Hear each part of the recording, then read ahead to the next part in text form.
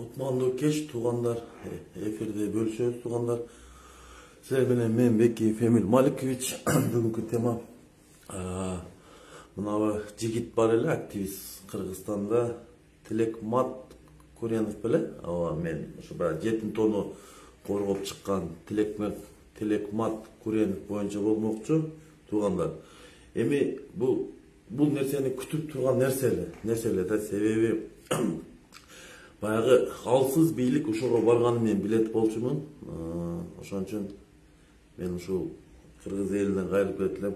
Ошого окшогон Тилекмат Куреновго окшогон жигиттерди бул бийлик сындырганга аракет кылат. Ушинтип жабып камаганга аракет кылат. Бүгүн камалды деп угуп калдым. Анан мен ушул МВДнын өкүлдөрүнө кайрылып келет элем. МВДнын өкүлдөрү, чимкириктерге кайрылып келет элем. Мен депутат чимкириктермин, МВДнын чимкириктерине кайрылып келет элем. Ошол жерде ким бар? Улан деген отурабыз, министр. Мындай туугандар. Бул бийлик кетет туугандар. Мына азыр көрүп атабыз. Мурунку МВДнын министри каякта качып жүрөт, Жумушалиев. Мен ушу азыр МВДнын министрине кайрылып кеттим. Лично өзүм мен министрине улан ким эле, тааныбайт делекен бир белгисиз бир полковник. Мен айтып кетейин.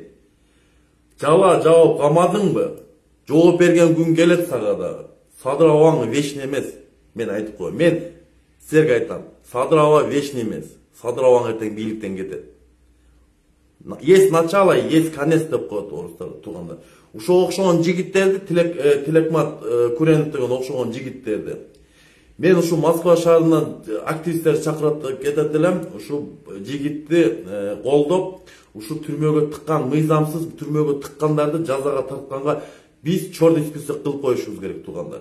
Кийинки келерки бийликке, азыркы бийликке биз сабак кылышыбыз керек. Бул акмактарга сабак кылбасак болбой калды. Эми бир шултоону таап Facebook'ta, emnege ошо Facebook'tагы аккаунтта ошо Садыраваңардын аккаунтунан бирөөнүн аброюна шек келдиргенде ошого иш козгободуңар мисалы. Ошондо лично Садыраваңар өзү жазган ошол нерсени баягы Бекешевкечи. Билесиңер да, көзүк сокур болсо да көдөн да сокур экен деп. Ошону МВД каякта карап турдуңар эле. Ошону карап туруп, ошого жоопкерчиликке Садыраваңар тартпай белеңер. Не коркуп атасыңарбы же? Мен дагы бир жолу айтып кетем туугандар. Бул акмактар, мен бул акмактарды мен айтып атам. Бул акмактардын колуна ошо алсыздыгынан ушу жаш балдарды түрмөгө тыгып, келерки мындай айтканда, орустар айтканда будущесин жок кылып атат мында. Мен сиздерге айтып коеюн туугандар. Бул жигитти мен тааныбайм. Бул жигитти ошо мен көрүп калат болот, интернет булактарынан көрүп калат элем. Бул жигит жетим тоону коргоп чыккан жигит, мен билишимче. Бул жигит ошо Конституцияга долбоорго каршы болгон жигит. Бул ошо Конституцияны кабыл албаганга чакырып кеткен жигит. Бул киши баланы мен таанышымча. Бул киши бирок ошо Садыраваңарды колдоп эле жүргөн бала болчу. Садыраваны колдоп эле жүргөн бала болчу. Эми мен ойлоп атам да туугандар, мындай да туугандар, ачык эле айталы. Эми бул нерсе бардыгыбыздын башыбызга түшүп келген. Ошо эле Садыраваңардын башына түшкөн, ошонун башынан өткөн. Өзү унутуп калды 2017 границадан, Казакстандын границасынан бияка Кыргызстандын границасында турганда УКМКнын адамдары алып кетип, барып түрмөгө отуруп, мойнун кесип, ошол күндөрдү Садырава унутуп калган окшойт. Ошондой МВД, УКМКдан болгон беспределдерди. Ошону эми ушу азыркы жаш балага кылып атат. Уят болот. Күчүңөр жесе мына мен турам туугандар. Мына Москвада өкүлчүңөр бар, келсин мен сүйлөшөм булар мененчи. Бирок духу жетпейт булардынчы.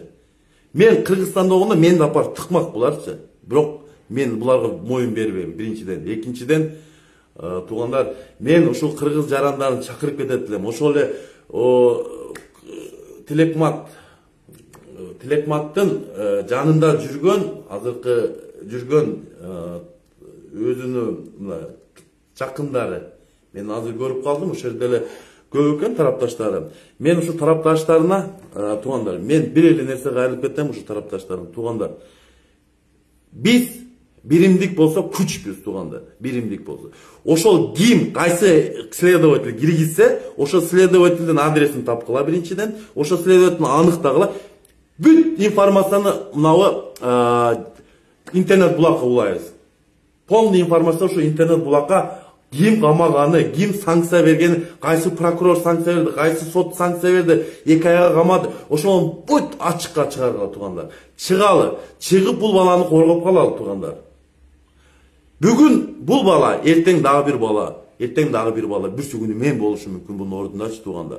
Бирок ушул нерсе ошо Садыр Зегабаңардын башынан өткөн билет өзү да. Ошол эле Ташиевдин башынан өткөн ошол нерсени билет, ошол нерсени билип туруп ошого приказды берген бул акмактар. Мен айтып кетейин, бул акмактар адам болбойт. Никогда адам болгон эмес, адам болушпайт да бул акмактарчы.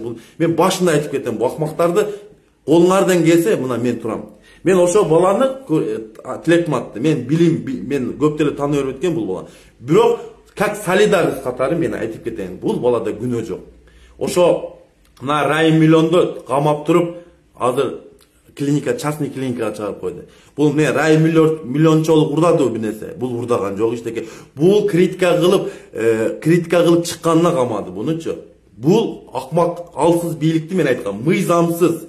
Бул бийликтин сөзү өтпөйт деш жерге. Мен үчүн лично өтпөйт бул сөзүн. Булар 10 жолу 100 жыл отурсун, бәрібір булар тоғытпой мындай айтканда. Таныбаган бийлик, шуну тасалап турганда. Ошон үчүн кыргыз жарандарын айтып кетем. Биздин жарандарды мынтип тополонго бирөөнүн астына салып берген болбойт туугандар. Бул мыйзамсыз кармап алып кетишти, мыйзамсыз камашты туугандар. Биз ушинтип карап тура берсек туугандар.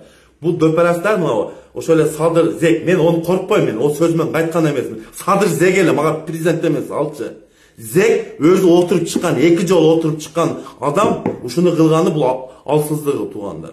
Мен айтып коеюн. Мен ошо Тилекматтын ата-энесине сабырдуулукту, бирок ошол тарапташтардын Тилекматтын көрмандарына, ошол жанында жүргөн жигиттерге, адамдарга мен тилектешмин. Баланы түрмөгө отургузбай алып чыкканга аракет кылыңыздар туугандар. Мен ошону айтам. Ошонан МВДнын чимкириктерине кайрылып кетем. Мына азыркы бир полковник отурат, министр. Бул да бир чимкирик, ошол эле Садырдын бир чимкириги болот. Бул дагычы. Бул адамды мен тааныган эмесмин, тааныбайм да бул адам полковникчи. Каяктан алган бул полковник? Эмне элчилигин алган? Кантип министр болуп калды? Мен ачык айтып коеюн туугандар. Мен булардан коркуп да отурбайм, уруп да ойнобойм булардычы. Анан ушул тарапташтарын айтып коеюн, ошо Садыраванын тарапташтарын айтып коеюн. Бирөөнүн аброюна шек келтирип, жала жауып, ушак тараткан силерге окшогон акмактар топ ошо Садыраваңардын колунан келет, анан силердин ошо акмактардын колунан келет. Мен бүгүн эфирге бир жолу чыктым, 2 жолу чыктым. Анан бүгүн Тилекматты көрүп, чыдай албай кеттим, дагы чыктым. Мына эфирди бөлүшөбүз туугандар. Коркпоңуз, колунан эчтеке келбейт, мен айтып коем. Биз көп болсок, бирөөнү экөөнү сындырышы мүмкүн, үчөөнү сындырышы мүмкүн. Бирок биз көбөйсөк 100 болсок бизди сындыра албайт туугандар. Билебиз, мына Атамбаев малындагы нерселерди кылып, Атамбаев азыр каякта отурат? Түрмөдө. Бул Садыраванын акыйкаттыгы бул ошол түрмөдө болот, Кудай кааласачы. Тарых, саясий маанайдагы тарых, саясий баада берилет. Юридический баада берилет бул ушундай нерсе. Кугунтук болбойт туугандар. Ошол эле кугунтукту өзү, ошол Садырава өзү тарткан. Мен билишимче, бирок адашкан экенбиз ал нерсени. Ошол эле азыр Тилекмат ушу Садыраваңдын түрмөдө отурганда ушу коргоп чыккан ушу баланы, мен билишимчечи. Туугандар, ошон үчүн бул эфирди бөлүшөбүз. Мен Тилекматтын тарапташтарына, күйөрмандарына, ошол конституцияга азыркы 2011 апрелдеги 2021 жылы боло турган конституцияга каршы добуш беребиз туугандар. Тилекматтын күнөөсү жок. Бул жерде жөн эле жала жауып, ошол Садыраванын кемчиликтерин айткан үчүн камап атат. Бул саясий маанайда болуп атат туугандар. Ошон үчүн мен жеңилбейм туугандар бул акмактарданчы. Бул акмактар акмак боюнча калат мен үчүнчү. Никогда адам, буларды мен адам катарында сезбейм, мынча ачык эле айтайынчы, бул акмактардычы. Мына 120 депутатты камаш керек. Садыраваңды камаш керек, Ташиевди камаш керек, Талант Мамутов. Вес мына мыйзамсыз отурган бийликти бардыгын камаш керек туугандар. Мына ачык эле айтайын. Ошол эле Шайлдыбекова, ошол эле Жапыкеев, Соймук Жапыкеев. Ошол эле Максат Мамыткан бардыгы камалыш керек. Эч кимиси калбаш керек. Бардыгы камалат Кудай кааласа. Мен сезип турам, бул күн келет. Бул күн келет. Ушул күн келгенде мага айтасыздар, Эмил ошондо туура айткан экенсиң депчи. Ошон үчүн туугандар, мен кайдыгер карабаган активист жарандарга кайтып, Бишкекте жашап турган тургундарга кайрылып атам, туугандар. Ушул телекматка окшогон активист балдар ошентип сындырып, ушундай жок кылат бул акмактарчы. Ошон үчүн туугандар, эми булардын мен методун билем да, бул акмактардынчы. Эми мындай кылышыбыз керек, мындай план менен кылыш керек.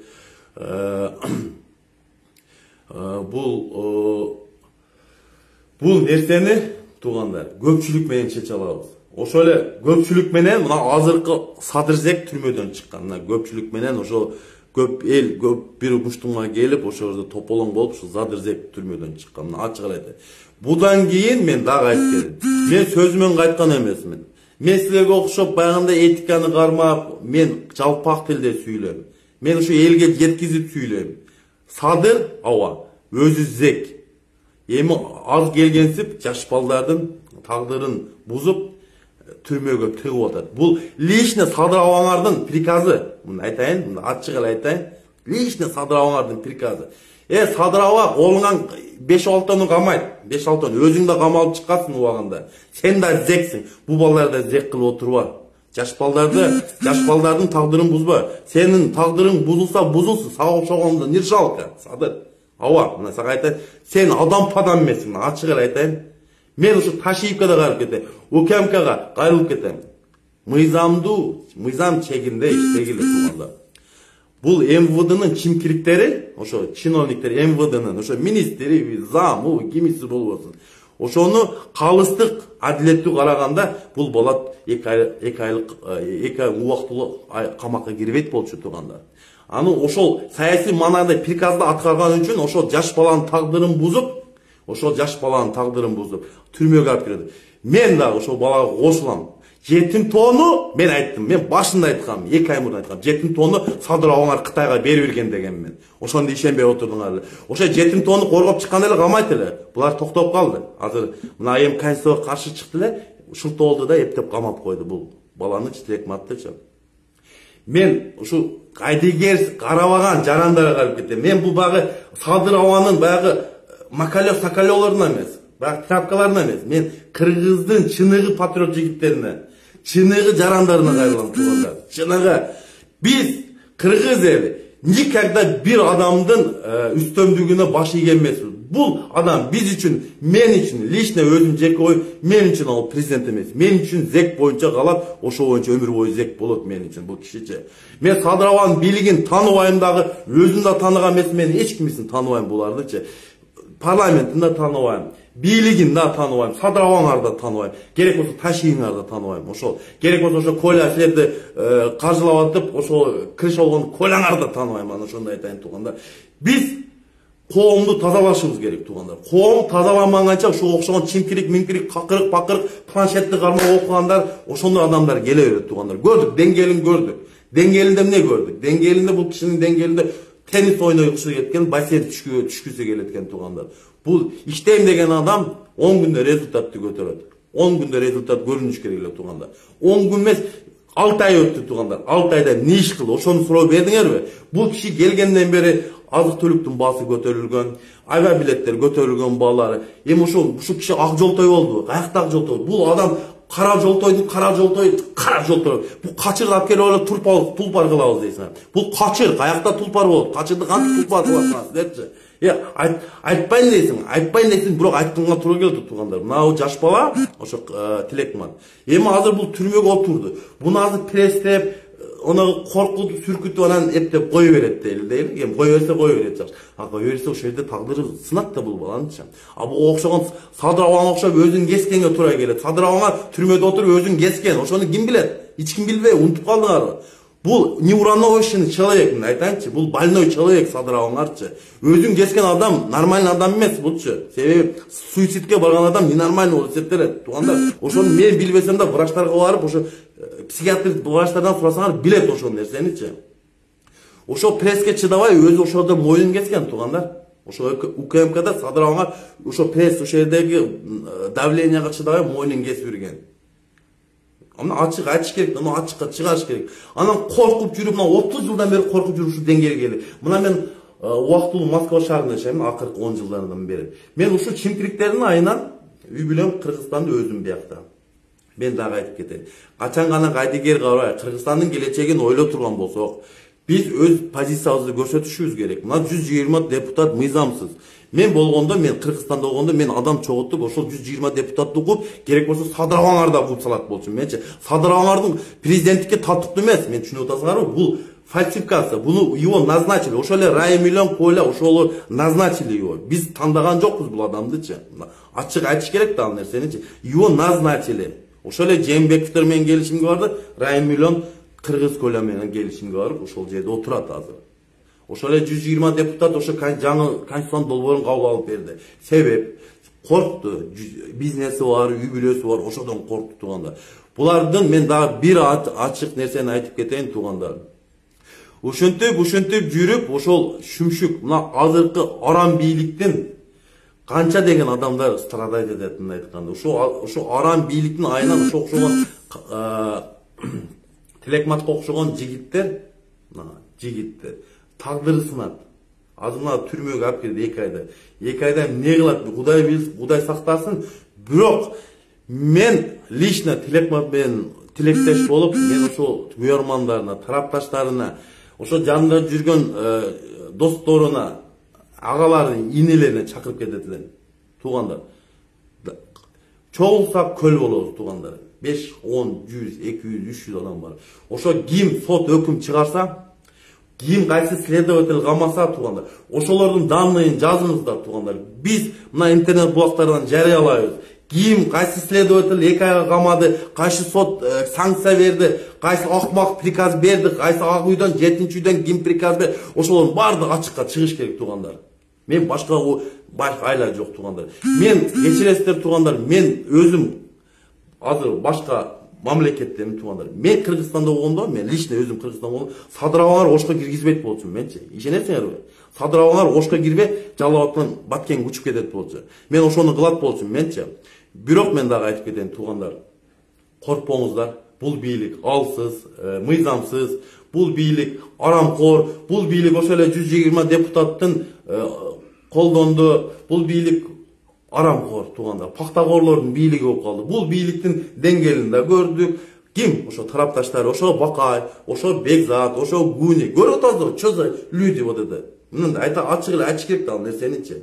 Ачык эле айтыш керек ал нерсени. Анан коркуп отура берсеңер, ошондо болот. Бүгүн Тилекматты кармайт, эртең дагы бирөөнү камайт, бүрсүгүнү менен камайт, дагы бирөөнү камайт. Унчуп отура берсеңер, анан ошончо жаш жигиттердин, активисттердин тагдыры сынат туугандар. Анан бүгүн буну алып кетти, мейли мен мага тийбесе болду деп жүрө берсек болбойт туугандар. Кандай болсун. Ошол эле Сегизбаевка, мен Сегизбаевдин тарапташы эмесмин. Мен Сегизбаевди жакшы көрбөйм. Мен Сегизбаевди жалдабайм. Бирок ол да саясий маанайда отурат. Сегизбаевга боштондук мисалы. Ошол эле Тилекматка боштондук. Анан ошо саясий маанайда бул Курсанов, Асан Курсанов дегенде ага деле боштондук. Мен бул кишини да генерал катары тааныбайм, бирок адамгерчилик катары боштондук. Ошо отурган саясий маанайда отургандарга бардыгына боштондук. Себеби ошо куугунтукту ошо Садырава, ошо эле Ташиев, Талант Мамытовдор тарткан убагында туугандар. Булардын башынан өткөн. Ошол нерселерди эстен чыгарып коюшкан окшойт. Кече ашып кетсе 6 ай болду туугандар. Ошо азыркы силер мен тааныбаган президенттен түрмөдө отуруп чыгып президент болду туугандар. Кайсы мамлекетте, демократик мамлекетте ошондой болгон учурду мен көргөн эмесмин. Түрмөдө отурган адам бир суткада акталып чыга албайт туугандар.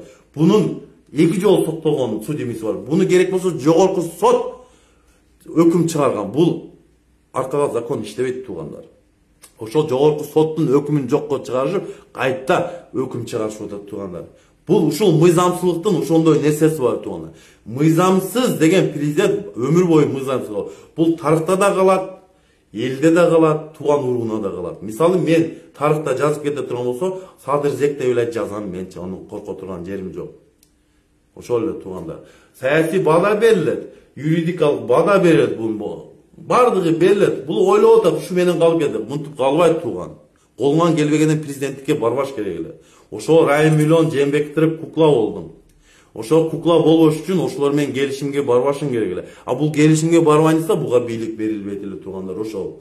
Бул келишимге ошо Ташиев алып чыгып, ушу жембектер менен Райым менен келишимге барып туруп, ошон үчүн булар түрмөдөн алып чыгып алышты туугандар. Ошол келишим менен келип, садырабаңар ошол 3 жолу форум болду, 3-чү жолу премьер-министр ошол 3 депутаттар шайлап берди туугандар. Ошону ачык нерсени ачык айтыш керек. Толук информацияны элге жайылтыш керек туугандар.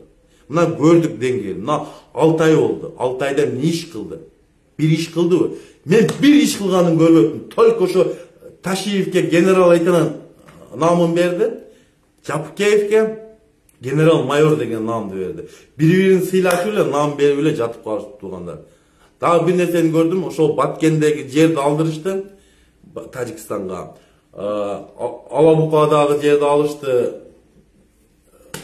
Өзбекстанга. Эми азыр ошо Сох анклавына коридор ачабыз деп, өзүбүздүн үңкүртөбүздү алмаштырабыз деп ошондон ойлоп туугандар. Бүгүн чыгыптыр ошо пресс катчысы толуктап чыгыптыр, башкача кылып чыгып атат туугандар. Бул жерде ошонун жоопкерчилигин караш керек. Пресс секретардын жоопкерчилигин караш керек. Себеби элди дүрбөлөңкө салды туугандар. Себеби эл ишенип ушул сөзүнө ошо бул пресс секретар президенти деген бул ошо президенттин айткан сөзү болот туугандар. Ачыгы ошонун позициясы болот. Ким билбесе. Ошон үчүн туугандар, мен кайрылып кетем. Тилекматка боштондук туугандар. Только боштондук. Сурооңуздар болсо бериңиздер туугандар. Тилекматка биз сабырдуулук тилейбиз ата-энесине.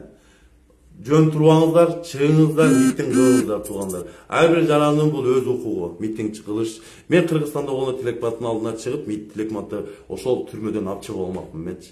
Колуман келет болчу менчи. Мен турмушка байланыштуу алыс жактамын, мен бара албай атам. Куда каласа мен барам. Мен барган учурда эле камайм деп аракет кылат, мен ачык эле айтайын.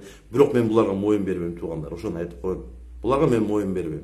Ошон үчүн туугандар, мен кайдыгер карабаган жарандарга, Кыргызстандын келечегин ойлоп турган жарандарга, активист ошол Конституцияга каршы барган жарандарга кайрылып кетем. Мен да каршымын Конституцияга. Бул 120 депутат бул жаңы Конституцияны кабыл алганга моралдык укугу да жок. Просрочный убагы өтүп кетти туугандар. Ошон үчүн Тилекматтын ордуна ошо 120 депутат камалыш керек. Тилекматтын ордуна ошо Садырова камалыш керек. Тилекматтын ордуна ошо Ташиев камалыш керек. Тилекматтын ордуна ошо Талант Мамытов камалыш керек. Ушулар камалыш керек туугандар. Мен дагы эфирге кетем. Эфирими бөлүшүп берсеңиздер туугандар. Рахмат чоң. Мен сиздер менен Бекеев Эмил Маликович.